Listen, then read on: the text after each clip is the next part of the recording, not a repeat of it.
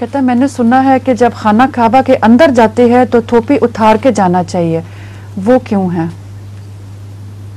गलत है। किससे सुना आपने? नमाज में भी टोपी पहन के जाना चाहिए, मस्जिद में भी टोपी पहन के जाना चाहिए, और खाना काबा में तो ज़रूरी है, सबसे ज़्यादा ज़रूरी है। लेकिन वो जो हज के दौरान खाना काबा में जाते हैं, वो सिर पे कोई कपड़े पहनते टोपी, वो आम कपड़ा एक होता है सिर पे, मगर टोपी नहीं पहनते।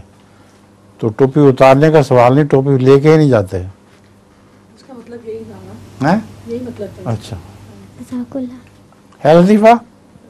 अच्छा आपका भाई इसमें ना कोई सवाल नहीं?